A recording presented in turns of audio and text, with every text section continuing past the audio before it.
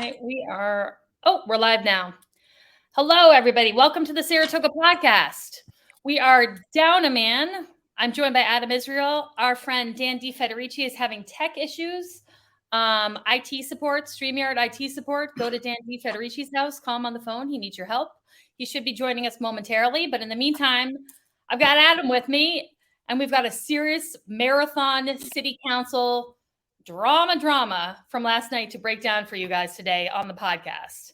So yeah, the city, they never cease to kind of supply us with some stuff to talk about. That's for sure.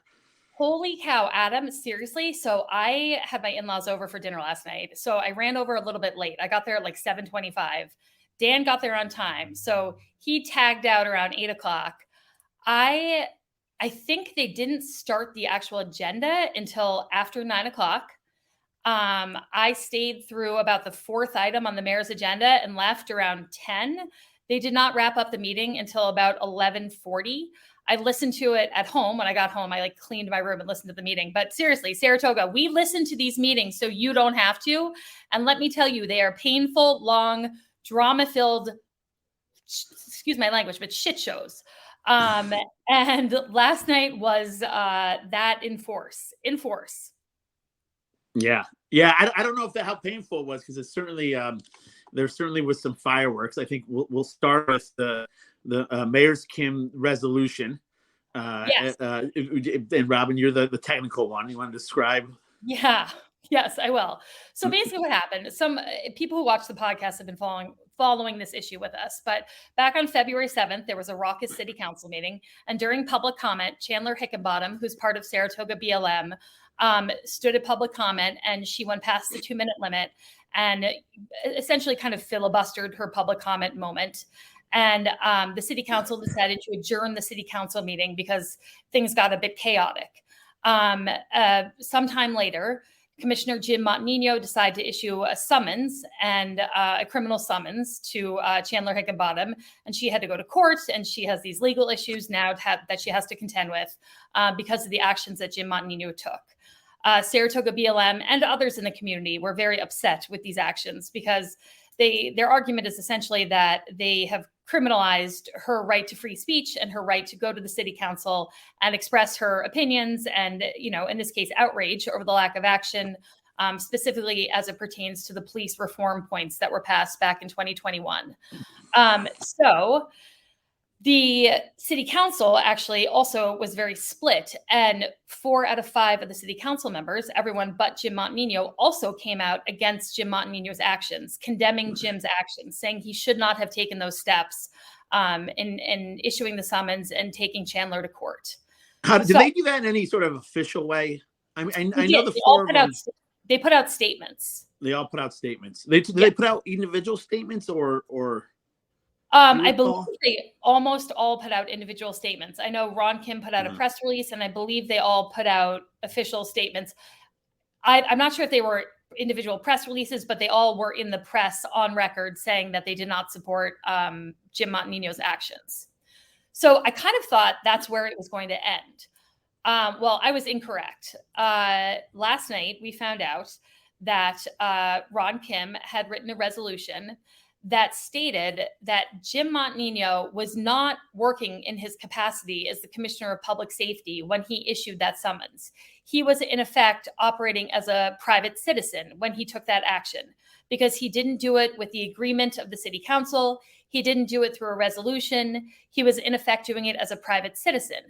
So any litigation that comes from this, for example, if this is pulled into the existing attorney general investigation into the city for civil rights violations, if this is pulled into that investigation, Jim Montagnino will be personally responsible for any legal fees he has to incur, in responding to an investigation or any litigation that is brought to him because of these actions, where anyone else would be covered by public officer law. If you're serving in office and there's litigation, the city is mandated to pay for that litigation by state law and local law. So this, in effect, says you are no longer covered by that law because we're saying that you took this action as a private citizen. So Jim, you're on the hook for your own legal fees. You went rogue and did this on your own. You did not do this through your authority as the public safety commissioner, and you did not do this with the approval of the city council. So that is a very, very, oh, here's Dan. Dan, the man, can you hear us? Yeah, I'm doing this on my iPhone. I am just struggling to get this computer to get on. So I'll just have to go on my phone for the rest of today. Well, we're happy you joined us, and I would not have known it was your phone. So we're just happy you're here. Cool. So I'm happy to be here. You just joined us as I was describing the resolution that was brought last night that effectively said Jim Montagnino was acting as a private citizen, not as the public safety commissioner when he issued the summons for Chandler Hickenbottom. And so any litigation that comes from that action, he would be responsible personally for paying for in terms of hiring attorneys, defending himself, etc. So Jim found out about this resolution through the Foothills Daily Business News, through Steve Thurston. He got a call from a media outlet on Tuesday who told him about this resolution. And he is quoted in that article as being outraged. He didn't know this was happening. He was, somewhat understandably outraged because he was kind of blindsided. And this is a fairly unprecedented action. I don't recall another time in the city's history in which a city council has tried to do this. Dan, I don't know if you have. Adam, I don't know if you've ever heard of this happening before. No, and that actually came out last night where, the first thing, Jim, it turned into a lot of lawyers in the room, so it kind of felt like it was being played out in a court. But Jim talked to Tony Izzo, who's the city attorney. And for the first thing is this resolution was what the header was, it was city attorney. And that was the first thing Jim questioned was, did Attorney Izzo write this? Until he said no, which then Mayor Kim chimed in that he's an attorney and he wrote it. So wait, I just want to pause on that point for a second. So this is kind of crazy. So the resolution that was attached to the agenda last night, it's a public document. It was attached to the agenda. At the very top, it said in bold capital letters, city attorney. So the resolution was authored by the city attorney. Well, Jim Montagnino called the city attorney up to the microphone and said, Tony, did you write this? It says city attorney. And Tony said, yes, I see the word city attorney on here, and I'm a bit disturbed. It's the first time I've ever seen this. And so then Jim was like, well, who wrote this? And Ron Kim said, I wrote this resolution, which I thought was effing crazy. I cannot imagine writing. I was on the city council. I cannot imagine writing a resolution in the first place, but to write a resolution and write city attorney at the top of it, as if the city attorney is the one who authored it and has vetted it and make sure, that the legalese is correct and, you're not incurring any risks. There's no issues with it. It's legally sound. And to then publish that on a public agenda and pass it off as if the city attorney has written it, that's batshit crazy. I couldn't believe he did that. I think I just think that speaks to Ron's character. But anyhow, that's how the conversation started. Yeah, it's kind of a bold move, but moving on, they asked Attorney Izzo's worked for the city for, I think he said 31 years, and that he's never really seen any legislation like that. And I think it's important that city officials are, and I know Robin, you're kind of dealing with this now. If you're acting in good faith on the behalf, and your capacity as a city officer, you're making $14,000 a year. The city has an obligation to defend you. Should litigation or action be taken against you. And I think you have to respect that, whether you agree with what people do or not. I think you have to respect the position and the policy, not let politics play a part of that. It's state law. It's a state law, so you have to. Yeah, right. It was a state. But again, I think you should. Our city trying to circumvent that by saying Jim was acting on his own, which again I don't understand. And Dan, maybe you can help me with this.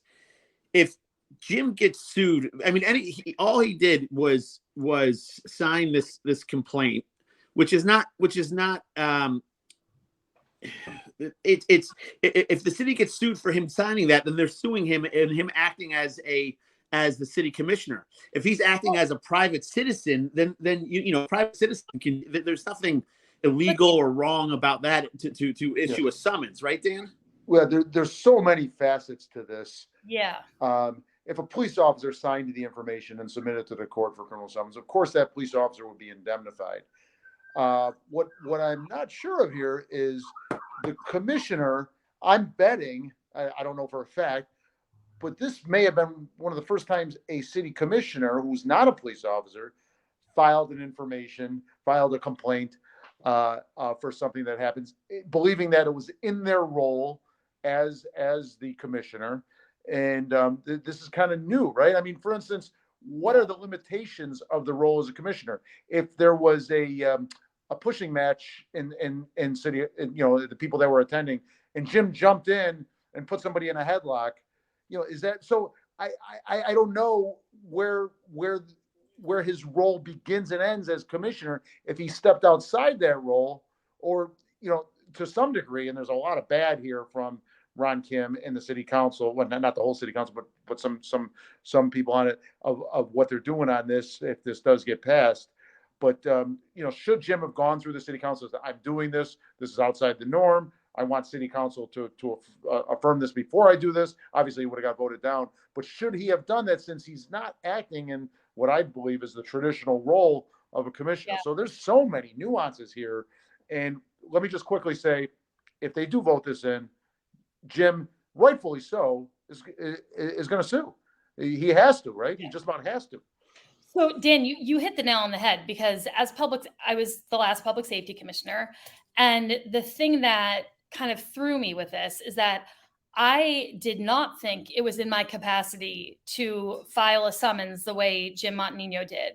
If I saw something that I felt, first of all, I actually didn't have the wherewithal to say, if I saw something, it would have to be like a straight up murder for me to be like, that's a murder. That person should be arrested. I left that part of it, the law enforcement part of it, determining if a crime had happened or if someone, acted in a way that warranted a criminal summons to be issued.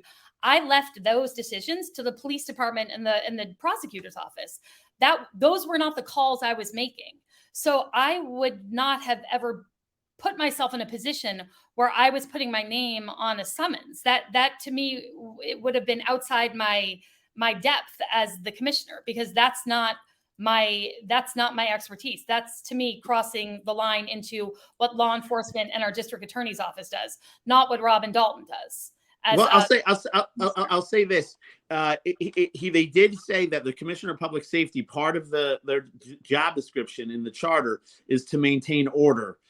Sure. And I do think in city council meetings, the police absolutely need direction. We saw when Chandler Hickenbottom was causing a disturbance, I think we heard Jason Golub telling the police officers to stand down as the commissioner of public works. So I think the police do need guidance in those circumstances by the elected officials, because they are there's so much depth and complexity to them.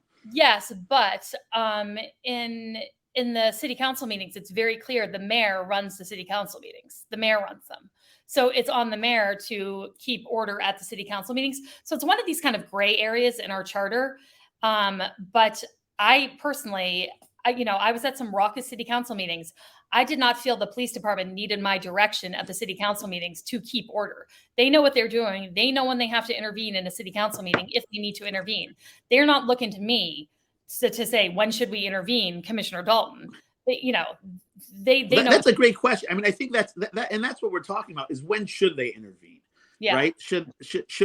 Is it a if under the guise of free speech and civil liberties, can you always disrupt a city council meeting? We intervene when public safety is at risk, meaning like physical harm. People's physical safety is at risk, not because words are harming people.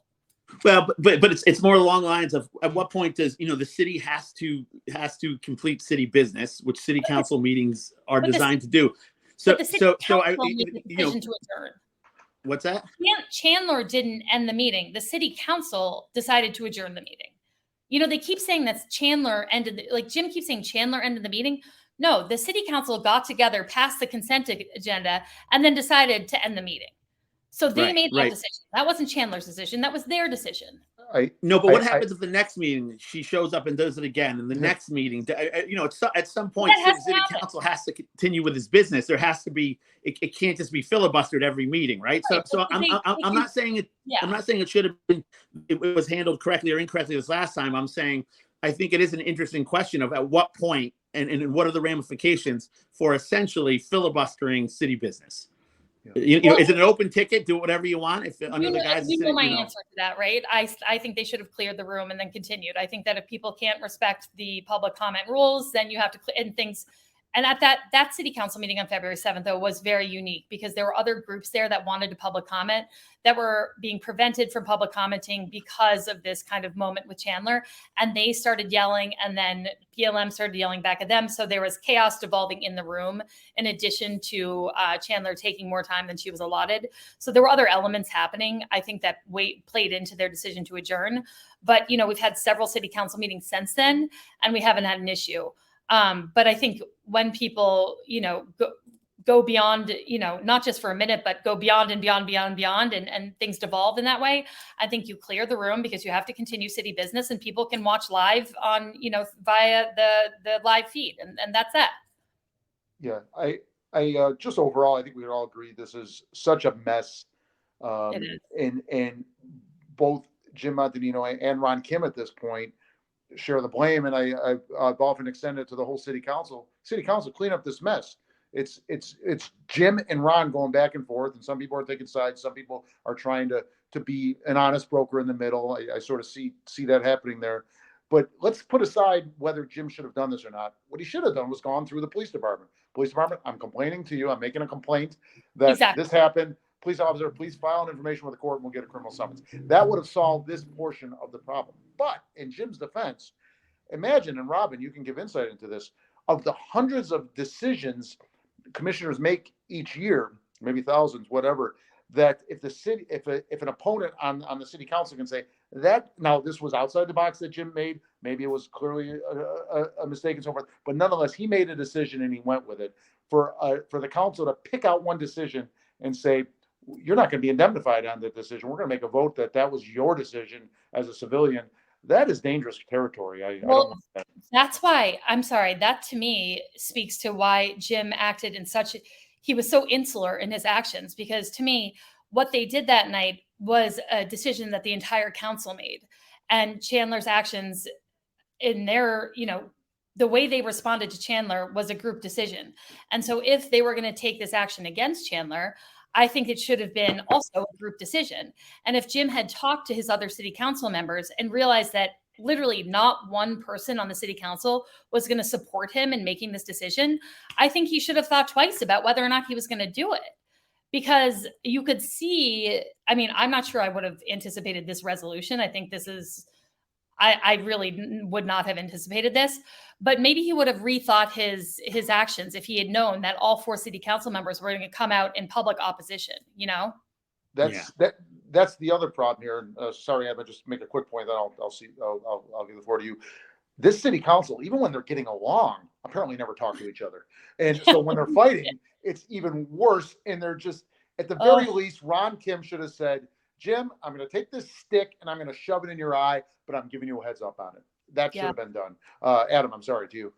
Well, I was gonna shift gears a little bit about this. The city's responsibility to pay legal fees for ex-commissioners. Commissioner Dalton, you're currently going through this process, and Mayor Kim brought up last night the defense fees that the city's paying for you. Your Eileen Finneran, your former deputy, Mayor Kelly and her former deputy, and he kind of threw out those numbers to make a point there. What can you comment on that? Do you have any thoughts on that? I do have thoughts on it, and I have to mind my P's and Q's here, but I think my attorney would be okay with my comments. So I had to chuckle a little bit because Ron keeps putting up the expense of what my legal fees have been as if there's been a change. There's been one bill since October. It has not increased a penny since then. He keeps putting it up as if it's increased. And then there was a conversation about whether or not they can cap the amount of money they're spending on these legal fees. And I just wanted to kind of hypothetically talk about this for a second, because this is an investigation to see if there were civil rights, if anyone's civil rights were violated. And we have no idea how the Attorney General is conducting this investigation, where it's leading, who they may need to talk to, and why they may need to talk to them. And so, again, hypothetically, they may need to talk to me. We don't know why. We don't know what the information is going to be used for. We don't know if it's going to be information that's used against me or used against somebody else. So to cap the money that's being spent on this, in effect, to me, stymies their ability to conduct a proper investigation, because you simply don't know where it leads. So I just find it an asinine conversation to be having if you truly want to have a proper and thorough investigation into an issue that's really serious. Yeah. Well, one thing we've talked about on this show before is the city council kind of going in with a mandate, with all the Democrats getting voted in, except for the commissioner of public works that upon his passing now, a Democrat was voted in. So they came in with this mandate that I think kind of inflated their head a little bit, and they made a lot of aggressive moves, which have led to multiple lawsuits now against the city. Right? Many lawsuits. They're being sued by CSEA. Commissioner Moran's out, for a move he did. They're being sued by at least two other former employees. Mm-hmm. Correct? Directly from their actions. So I would love to see those legal bills and talk about how much those are costing the city. They're en route to suing each other now. And as a quick aside, Ron Kim and Jim Montagnino were as thick as thieves as recently as like a month ago. And now they appear overnight, apparently, have become bitter enemies. Yeah. I know. And seeing Commissioner Moran's kind of jumping on the anti-Jim boat. He threw, at one point in the argument yesterday, you could hear Commissioner Moran, asking Jim to, he said, Jim, show me on the doll where Chandler Hickenbaum hurt you. Show me the doll, which I thought was a little out of line, but Commissioner Moran clearly has an axe to grind with Commissioner Montagnino too. So it makes for some interesting dynamics and some interesting city council meetings that are alliances seem to be constantly shifting. Yeah. And it lines him up with Ron Kim, who Commissioner Moran has been at odds with. Mayor Kim says something, and Commissioner Moran says essentially, yeah. But you got to be really fed up with Jim, right? Because this issue that he's having with BLM has really derailed so much city business, and it's created so much hostility. And Jim does everything possible to just exacerbate it. And so if I'm on the city council with him, I'd be like, buddy, get your shit together. We've got to resolve this. And instead of resolving it, all you do is poke the bear again and again and again. Stop this, cut this shit, sit down with this group and try to fucking work something out. Stop antagonizing them. I mean, he makes every wrong move. So I would be getting incredibly frustrated if I was having to sit through this and watch him make all these boneheaded decisions. I mean, it would be, I'd be very frustrated. Yeah. I think Jim made the wrong choice for the right reason. I think we have to have some standards with how our city council meetings are held. Robin, I really like your idea of just clearing the room, right? And continuing on with city business. If the kids can't behave, everybody, go home, and we'll still conduct what we have to in a different form. But Jim decided to go about this in a way that just threw a lot of fire on a flame that was already pretty hot, and we're going to hear about it now for a long time. I think this is going to drag on. I don't see this going away, and especially because so last night they wanted to vote on this resolution, they essentially ended up tabling it because Commissioner Golub was not there. His father had passed suddenly. So, but they had to table this. So we're going to be talking about it in 2 weeks. I know. So Ron wants to have a 4-1 vote. He wouldn't accept a 3-1 vote, because it appears that everyone's going to vote in favor of this resolution, except obviously Jim. So he decided that he would pull it so he could have a 4-1 vote at the April 4th meeting. So perpetuating this another 2 weeks. But I just want to make one quick I had kind of like a sad moment on my way upstairs to the council meeting. And I was in the elevator with a mom and her son, and the son was probably, I don't know, maybe 10 years old.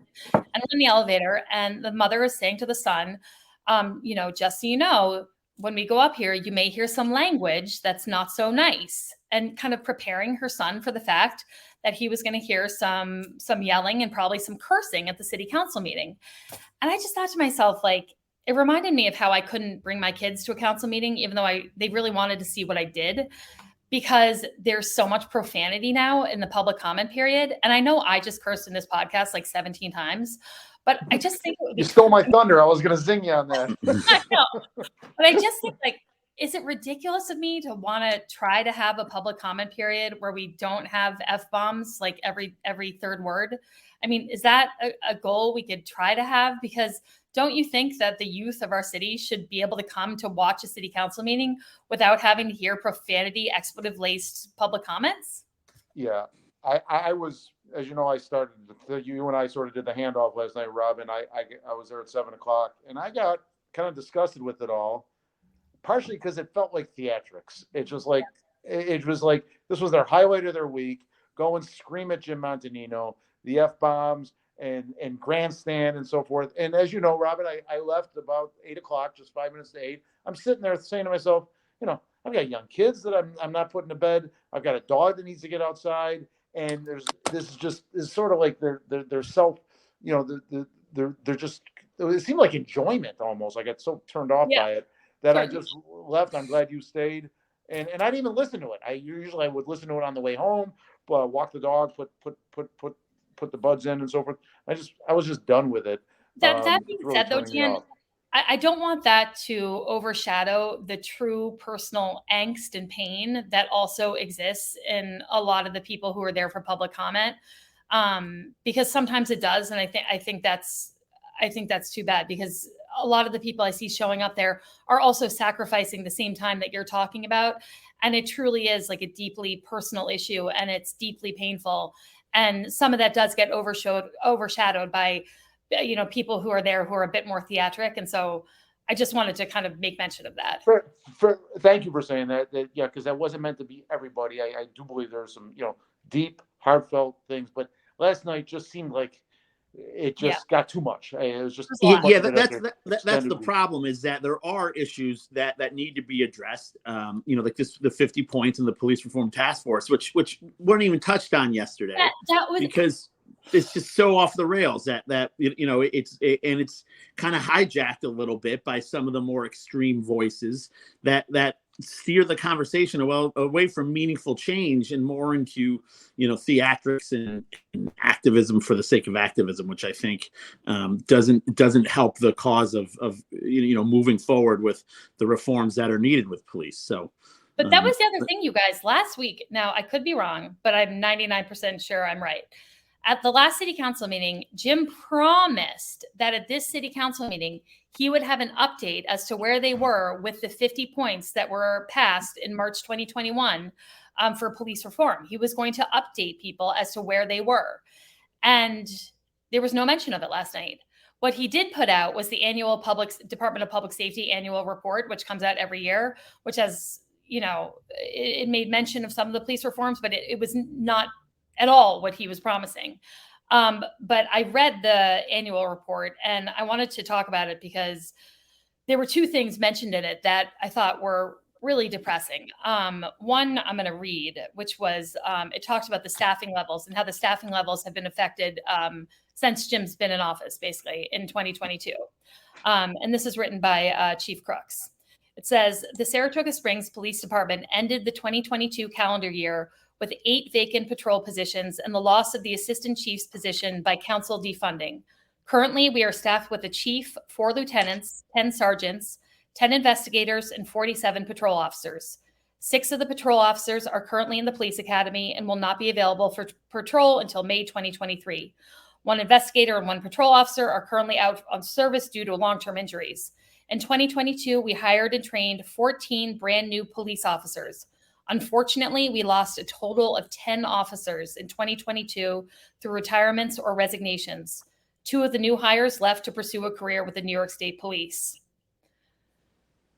Yeah. I think that's a pretty grim picture of what's happened since Commissioner Montagnino has been in office. And then when it comes to crime, in 2022, robberies were up 57%, assaults were up 35%, burglaries were up 54%, and larceny was up 29%. You have to emphasize those numbers, Robin. 57%. I'll say it again. Robbery was up 57%, assaults 35%, burglary 54%, larceny 29%. And by the way, this is all accessible. If you go on last night's agenda or you go on the public safety page on the city website, you can read this report. It's all there. I could drop the link in comments. We have not had crime increases like that, and I don't know how long. But my question, Dan, is to you. In my opinion, the buck has to stop somewhere. And I do not think that it's a pure coincidence that we have these dramatic staffing issues while we have Jim Montagnino running this department. Now, I don't know how much of that correlates to crime, but I think when you have so much upheaval in the police department, there has to be some correlation to the crime going up in the city. But I really want to hear, what your opinion is. Thank you. If you had no other stats other than Bob Gilson leaving the way he did, being number one on the Chiefs list and so forth, that alone says volumes, right? Yeah. And then everything else, all these stats. Now some of these, I'm going to qualify because I haven't done a deep dive into these numbers, whether it's the attrition rate of losses, the attrition losses, or the crime stats. But every number is really bad. Right. Yeah. So even if I do a deep dive, where some of them are maybe explainable, all these numbers are bad. And yeah, you could say, the COVID may have affected we're coming out of COVID, but someone pointed out to me last night, yeah, but the national numbers aren't as stark of a difference as Saratoga Springs. So every number is bad. The department is not moving forward. We see it. We see it when the chief of police is relegated to a third, at the end of the table. John Coffin both pointed out in his blog that it was Jim Montagnino running the press conference. The chief of police was not. So we see it. So everything looks bad. I don't know what looks good, really. If you say, yeah, but this and this, and maybe if Jim was here, he'd point some things, and I hope we'd give it a fair he got the department accredited, which is probably, of the 50 points that were passed, probably the least important in terms of how they were prioritizing things. And by accrediting the department, he took Bob Gilson and put him in office and said, this is all I want you to do, taking him away from the assistant chief position and where he really needed to be, spending his time and energy in terms of the day-to-day operation of the department. Right. So now we're accredited. Whoop-de-doo-dah. Be interesting was, those numbers, those percentages they're not arrest rates, right? They are actual complaints. Occurrences. It'd be interesting to see what's happening with arrest rates and our arrest down, and what the correlation is there. But again, I think it all goes back to this city count, the atmosphere from everything, being on the outside with all the attrition across City Hall and all the lawsuits by former employees. That the atmosphere in City Hall is not a good atmosphere. It's not one of it's not a team in there working for the best of the city. It's people who kind of went in with a mandate saying, I'm going to do things my way, and then not really weighing that with the reality of how things should happen or legally can happen. So they're not like Jim, for example, he does not respect the department and the people who work in the department who have the institutional knowledge, who have the experience. He's not working collaboratively with them, which is the kiss of death. I mean, it's the kiss of death. They know what they're doing. They've been there forever, and they are all working in the best interest of the city. But when you have the head of the department who's, completely working in a silo and doesn't consult with the people who he needs to consult with before he makes a decision, it's a recipe for disaster. And I think that's what we're seeing with Jim. Yeah, Tim Cole's got to be sitting around, just loving this. Just say, I'm just going to let this play out and show up in the election next November.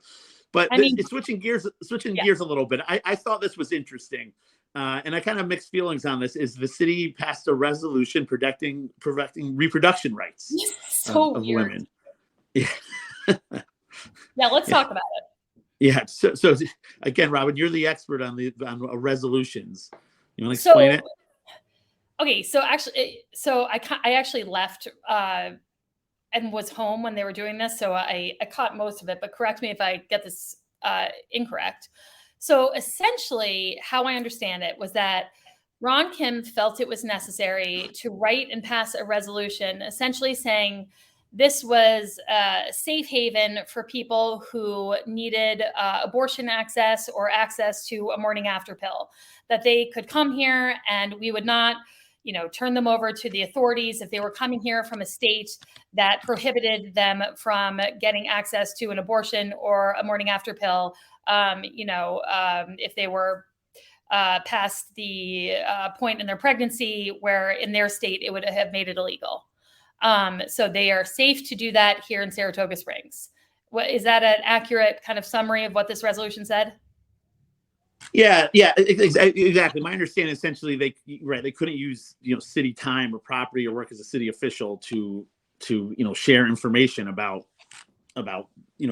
women or seeking abortions or reproductive medicine. So, but here's my question. So obviously, what happened with Roe v. Wade was, like, I never thought in my lifetime I would have to be fighting for reproductive rights and that protection would go away. And I get like emotional about it. You guys talk. Sorry. Yeah. I'll jump in. I'll jump. Yeah. Sorry. So, but the thing is, New York State has already done this, right? Right. And it's not like we're surrounded. It's not like the neighboring states of New York State have like stringent abortion laws such that we have an influx from Connecticut or fucking New Jersey or, Vermont, where women are having these issues. And to me, this just seems like a pure political thing. Like, this is something that's going to make them feel warm and fuzzy as politicians for doing. But I don't think it was I just don't understand the problem that they were trying to address. It just seems like just a political move and nothing else. I don't know. I don't get it. Can someone explain it to me? I don't get it. Was there a it could have, if there was a genuineness to it, and I don't know that, it could have just been a statement of support for reproductive rights, and the city council is sending that support out there. Maybe make that a year ago when this all happened. Why now? In watching the meeting last night, there seemed to be a lot of virtue signaling, right? About this issue. Everybody had to chime in with their I was an attorney for Planned Parenthood, or it just seemed like people wanted to it was more of a virtual signaling than something that would have any teeth or do any good. With that being said, though, Robin, like you said, with Roe v. Wade going away, you just never know in the future how deep this will go. And so New York State is a blue state. That's not changing anytime soon. Women's reproductive rights are protected in New York State. They codified, the state legislature codified Roe v. Wade. So it's protected in the state. It just, again, reeked to me of virtue signaling and everybody getting out and saying someone's running for re-election and is facing a primary challenge. There's truth in that. And absolutely. Yeah. And also, I also think that, so for example, we're essentially a sanctuary city for illegal immigrants, which is something I personally love. However, it's not something that you want to shout from the rooftops, because all it does is kind of activate people who would really take exception to that and create, some hostility, protests, etc. And so my fear is, by doing this so publicly, you kind of energize people who have issues with people who are pro-choice and support reproductive rights. And, for example, I don't want the Elise Stefanik's of the world catching wind of this and deciding that they're going to protest the, progressive Saratoga Springs protecting abortion rights here and get people worked up about it who disagree. And I think you run that risk when you do this so publicly. You're right. There's some politics at play there. There's a primary in 3 months. It was stupid.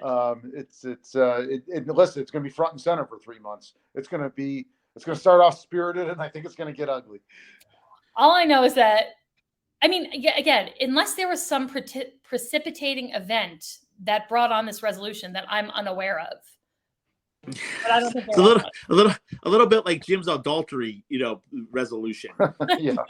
That was so weird. You remember that there was a special point to that adulterers, you get fired of police force for adultery, and it was just kind of out of left field a little bit, and it didn't make all that much sense. But it was a harbinger of things to come from Jim, though. It was just some odd, questionable decisions. Yeah. That was a weird one. I think that was driven by the deputy more than anything. But that was a totally weird one.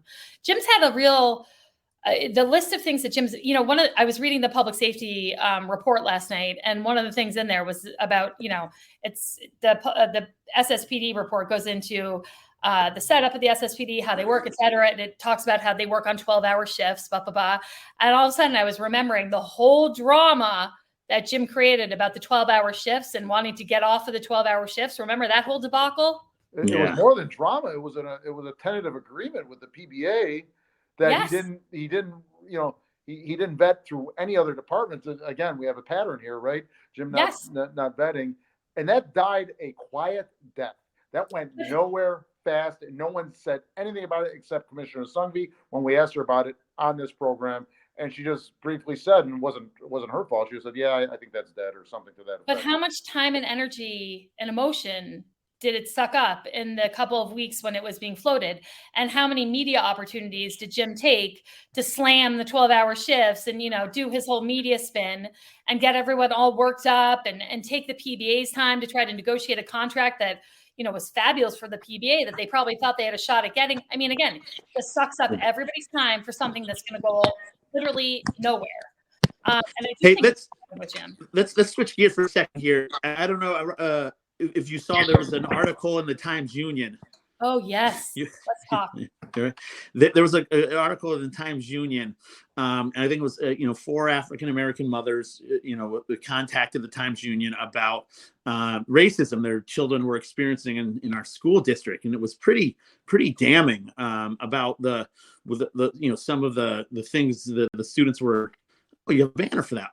It was kind of damning of some of the things that our minority students are exposed to. I don't know if you guys have any read it or had thoughts on it. Of course, I have lots of thoughts on it. So I saw on Facebook something about a trend that I think started on TikTok, goddamn TikTok. I wish it was like banished from the world, where white students are going up to students of color and asking them for an N pass. Meaning they're asking essentially for permission from students of color to use the N word. And I was like, what the what? And so I went to my 2 kids who are in middle school. I have a son in 6th grade and a son in 7th grade. And they really live in 2 totally different universes, my 6th grader and my 7th grader. And I asked them individually, like not when they were together. And I said, Charlie, have you ever heard of this? Like kids asking for an N pass? And he was playing a video game. He didn't even look over it. He was like, oh yeah, I've heard kids do that. And I was like, what? And he was like, oh yeah, Mom, it's just a way for kids to be racist. And I was like, it like stopped me cold in my tracks. And then I asked John a little later that night, and he said the same exact thing. He hears it all the time in middle school, hears it all the time. And I was I'm horrified by it.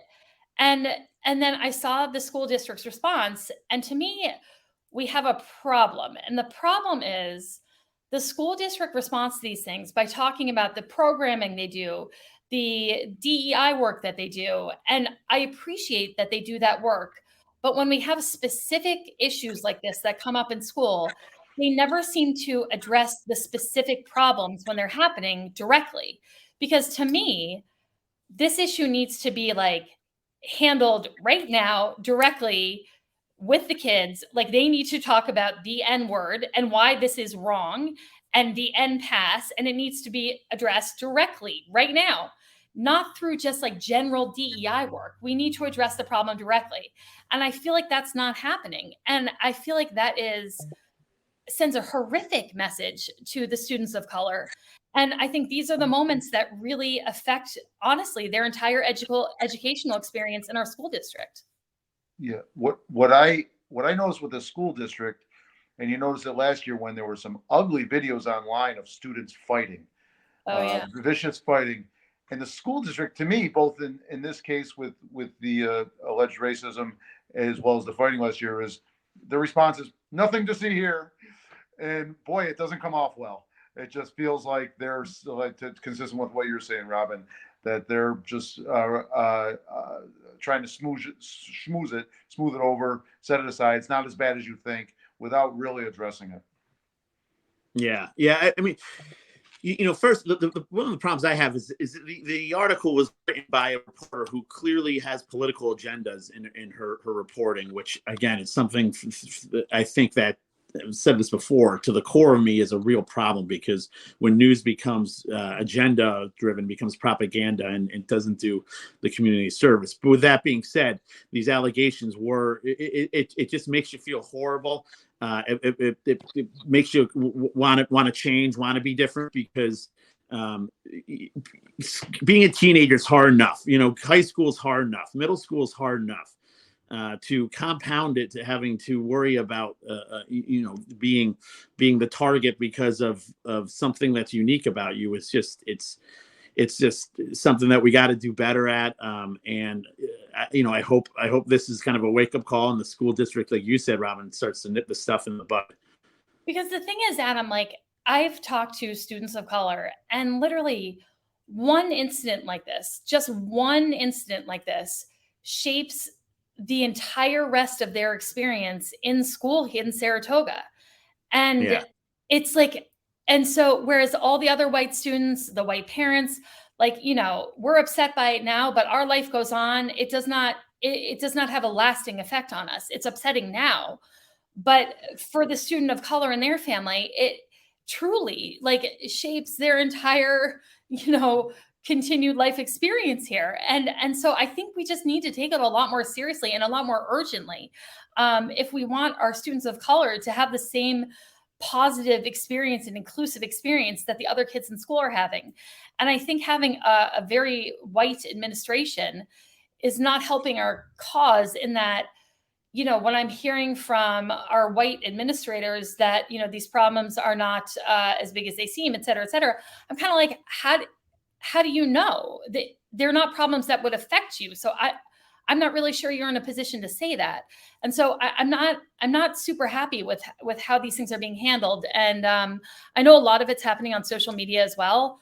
I did get a call last year from the vice principal of my son John's class, that he was involved in a chat where a student of color was being bullied and by white students, and was being called derogatory names, and there was a lot of really vile racist language being used. And of course, I was kind of terrified when I got the call, because I didn't know what my son's involvement was, and I was just delighted to hear that he was being an advocate for the student who was being bullied, and was really being an ally to that student.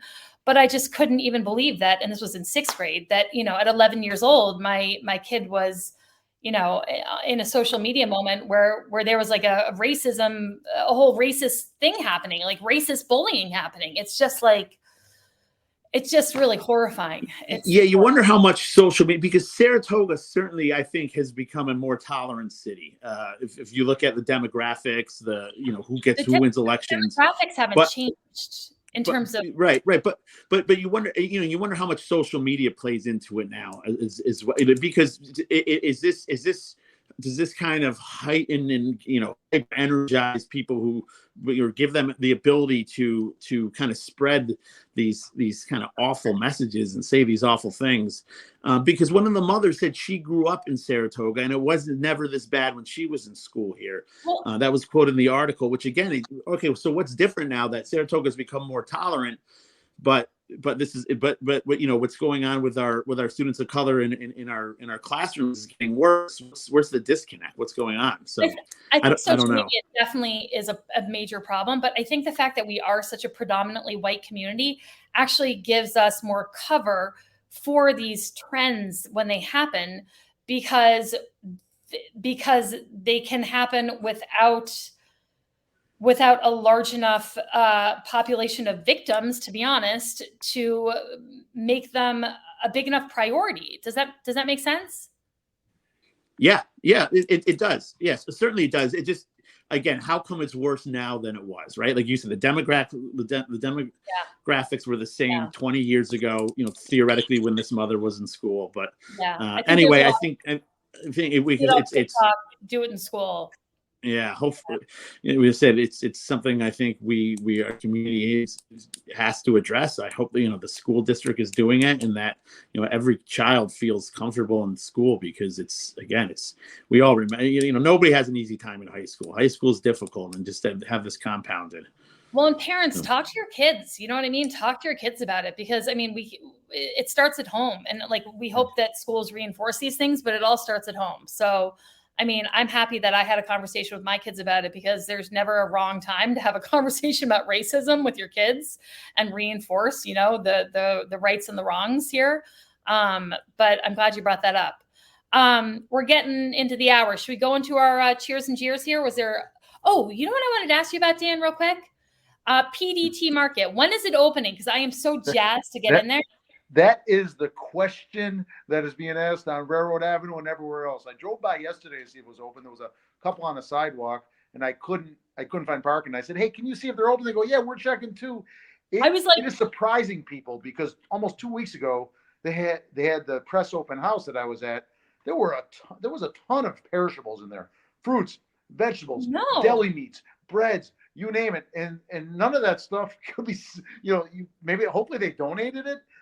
Both so it didn't go to waste, and also they got something out of it, a tax write-off, and that people that needed the donations. But it seems to be delayed, the opening. I don't know if it's a city thing. I don't know if it's a liquor license thing. But they can still open without the liquor license. They just can't serve liquor. So I don't know. But a lot of people are asking, when are they opening? I've been peering in the windows. Yeah, it's beautiful in there, folks. Go check it out when it finally does open. Sounds like North Korea. They just put out a bunch of stuff for the press to make it look good, but none of it's real. That was the best movie ever. I was inside. It was real. It was terrific. I'm really excited. I hope it succeeds. People, we have to support the downtown. We have to support all the local businesses. And Price Chopper, it didn't work. It worked for 10 years, but they ultimately decided to pull out in that location. So it's gonna be like 8 different businesses in one, and I'm probably shortchanging it. It's a grocery, it's a deli, it's a grab and go, it's a bar, it's a TV studio for cooking classes. It's 10 other things. It's pretty In other news, I heard that Salivo's bought Sperry's. Has anyone else heard that? I did hear that, or as often as the case, it's some of the same people and overlap, not necessarily one buying the other, but some of the same owners. But I also, I don't want to spread rumors that may be in question now. There may have been developments. Let me just say that there may have been developments, and I can talk to you off camera. I'll say whatever happens. I hope they keep the popover rolls. Have you guys had the popover rolls they serve there? I hope they keep those. Those things are delicious. Yeah. Should we go into our cheers and jeers, guys? Let's do it. Yes. All right. There's the animation. Who's up? I'll kick it off if you'd like. Yeah, go for it, Dan.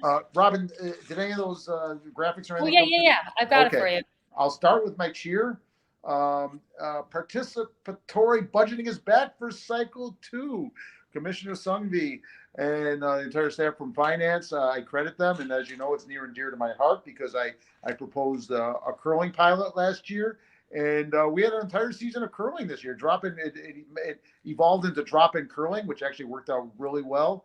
I'm looking forward to it coming back next year. But folks, if you've got ideas, there were some really neat things. There were 9 items that were chosen. Everything from